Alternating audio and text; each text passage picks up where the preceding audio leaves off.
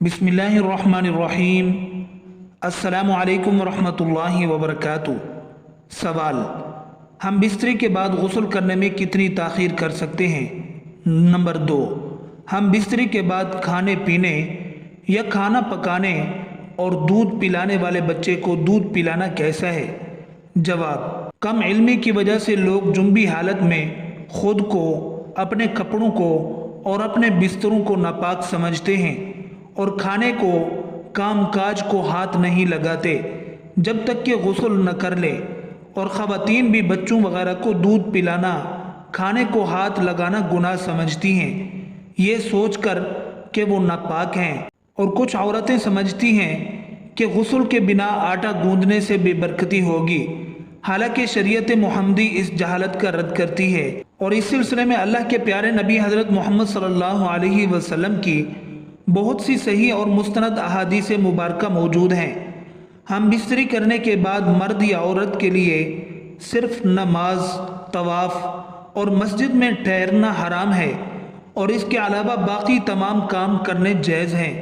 मर्दों ख़वातीन पर कहीं भी ऐसी किसी पाबंदी का जिक्र नहीं है, बल्कि गुस्ल करने से पहले भी जनाबत की हालत में ही तमाम लोग आम रूटीन के काम काज कर सकते हैं। रोज़ा रखने के लिए सहरी खा सकते हैं, खाना तैयार कर सकते हैं या फिर घर के दूसरे काम काज निपटाना भी जायज़ है। और इसी तरह माँ बच्चों को दूध पिला सकती है और उनकी देखभाल भी कर सकती है। इसकी कई एक दलीलें मौजूद हैं, मगर एक बात याद रखना, जनाबत की हालत में वुज़ू कर ले तो सबसे ये बेहतर बात है। अब दलाइल सुनो। हज़रत हुज़ैफ़ा रज़ियल्लाहु अन्हु बयान करते हैं कि नबी अकरम सल्लल्लाहु अलैहि वसल्लम उनसे मिले तो आप सल्लल्लाहु अलैहि वसल्लम मुसाफ़ा के लिए हाथ फैलाते हुए उनकी तरफ बढ़े।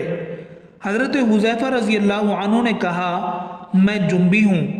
इस पर आप सल्लल्लाहु अलैहि वसल्लम ने फरमाया, मुसलमान नजस नहीं होता।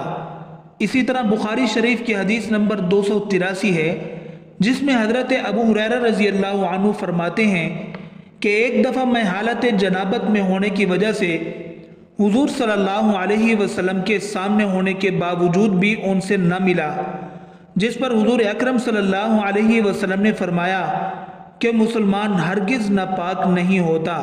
हाफिज़ इब्न हजर रहमतुल्लाह अलैह फतुल बारी जिल्द नंबर 1 सफ़ा 351 में कहते हैं, इस हदीस में इस बात का जवाज़ पाया जाता है कि गुस्ल जनाबत को उसके वाजिब होने के अव्वल वक़्त में ताख़ीर की जा सकती है, और इसका भी जवाज़ है कि जुंबी शख्स अपनी ज़रूरियात पूरी कर सकता है। उम्मुल मोमिनीन हज़रत आयशा रज़ियल्लाहु अन्हा कहती हैं कि रसूलुल्लाह सल्लल्लाहु अलैहि वसल्लम जुंबी होते और पानी छुए बगैर सो जाते, फिर इसके बाद उठते और गुस्ल फरमाते। किसी ने हज़रत आयशा रज़ियल्लाहु अन्हा से सवाल किया कि आए आयशा रज़ियल्लाहु अन्हा, हज़रत मोहम्मद सल्लल्लाहु अलैहि वसल्लम हम बिस्तरी करके नहा लिया करते थे या वैसे ही सो जाया करते थे? हज़रत आयशा रज़ियल्लाहु अन्हा फरमाती हैं कि नबी अकरम सल्लल्लाहु अलैहि वसल्लम हम बिस्तरी करके वैसे ही सो जाया करते थे। जब मुअज्जिन रसूल सल्लल्लाहु अलैहि वसल्लम फजर की आज़ान देने के लिए आता था तो हज़रत मोहम्मद सल्लल्लाहु अलैहि वसल्लम गुस्ल करके जिस्म को खुश्क किए बगैर ही मस्जिद में तशरीफ़ ले जाते और नमाज फजर की जमात करवाते, और मैं घर में आप सल्लल्लाहु अलैहि वसल्लम की आवाज़ सुनती रहती थी। फिर आप सल्लल्लाहु अलैहि वसल्लम रोज़ा रख लेते थे।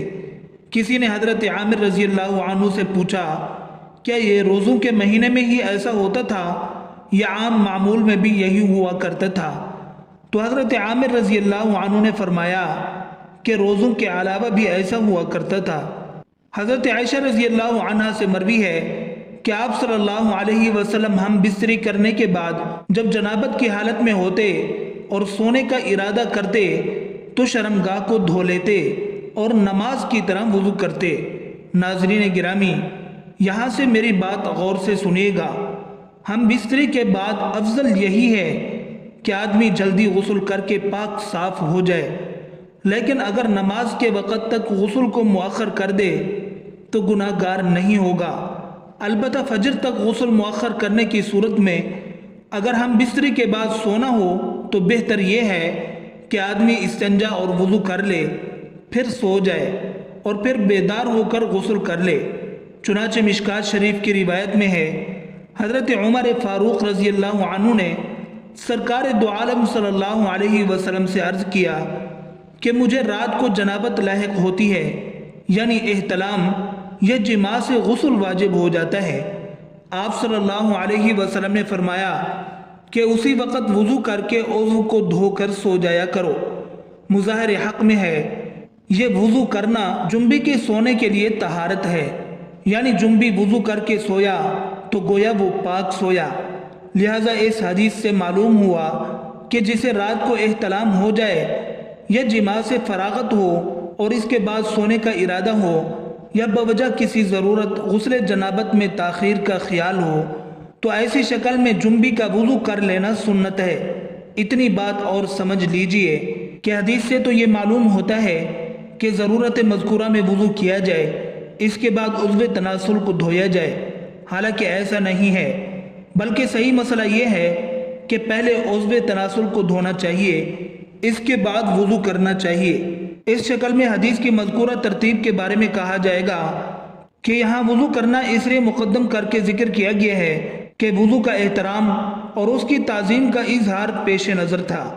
حالت جنابت میں کھانا پینا یا کھانا پکانا درست ہے، بہتر یہ ہے کہ وضو کر کے کھائے پیے، اور اگر وضو کے بغیر صرف ہاتھ منہ دھو کر کھا پی لے تب بھی جائز ہے۔ بچہ کو دودھ پلانے کے لیے ماں کا پاک ہونا ضروری نہیں ہے، لہذا بچہ رو رہا ہو تو عورت ناپاکی کی حالت میں دودھ پلا سکتی ہے، لیکن کوشش یہ کرنی چاہیے کہ جلد از جلد غسل کر لیا جائے۔ حالت جنابت میں زیادہ دیر تک نہ رہنا چاہیے۔ ناظرین گرامی، یہ یاد رہے کہ یہ وضو کرنا بھی واجب نہیں ہے، لیکن وضو کرنا اور شرم گاہ کو دھو لینا مستحب ہے۔ حضرت عائشہ رضی اللہ عنہ بیان کرتی ہیں کہ نبی صلی اللہ علیہ وسلم اگر جنبی حالت میں کھانا یا سونا چاہتے تو نماز کے وضو کی طرح وضو کرتے تھے۔ وضو کرنا اس لیے بھی افضل ہے کہ نبی کریم صلی اللہ علیہ وسلم نے فرمایا، 3 لوگوں کے پاس رحمت کے فرشتے نہیں آتے، نمبر 1 کافر کی لاش، نمبر 2 خلوق خوشبو لگانے والا، نمبر 3 جنبی شخص جب تک وہ وضو نہ کر لے۔ اب دیکھ لو کہ انسان جب تک جنبی اور ناپاک رہتا ہے تو فرشتوں یعنی وہ اتنی دیر تک اللہ کی رحمت سے دور رہتا ہے۔ یہ ایک مسلمان کے لیے کتنی معرومی کی بات ہے۔ بہرحال برکت کے لیے یہ احادیث بھی سن لیں۔ حضرت عبداللہ ابن مسعود رضی اللہ عنہ فرماتے ہیں، میں نے رسول اللہ صلی اللہ علیہ وسلم سے پوچھا، اللہ کے رسول صلی اللہ علیہ وسلم کون سا عمل سب سے افضل ہے؟ آپ نے فرمایا، وقت پر نماز ادا کرنا۔ میں نے پوچھا، اللہ کے رسول صلی اللہ علیہ وسلم پھر کون سا عمل زیادہ بہتر ہے؟ آپ نے فرمایا، ماں باپ کے ساتھ حسن سلوک کرنا۔ میں نے پوچھا، اللہ کے رسول صلی اللہ علیہ وسلم پھر کون سا عمل؟ آپ نے فرمایا، اللہ کی راہ میں جہاد کرنا۔ پھر رسول اللہ صلی اللہ علیہ وسلم خاموش ہو گئے، حالانکہ اگر میں زیادہ پوچھتا تو آپ زیادہ بتاتے۔ رسول اللہ صلی اللہ علیہ وسلم نے فرمایا، اللہ کے فیصلے پر راضی ہونا ابن آدم کی سعادت یعنی نیک بختی ہے، اللہ سے خیر طلب نہ کرنا ابن آدم کی شقاوت یعنی بدبختی ہے، اور اللہ کے فیصلے پر ناراض ہونا ابن آدم کی شقاوت یعنی بدبختی ہے۔ رسول اللہ صلی اللہ علیہ وسلم نے فرمایا، جب 2 مسلمان آپس میں ایک دوسرے سے ملتے اور سلام و مصافحہ کرتے ہیں تو ان دونوں کے ایک دوسرے سے علیحدہ اور جدا ہونے سے پہلے انہیں بخش دیا جاتا ہے۔ اللہ تعالیٰ سے دعا ہے کہ اللہ تعالیٰ ہمیں دین اسلام کے مطابق زندگی گزارنے کی توفیق عطا فرمائے، آمین ثم آمین۔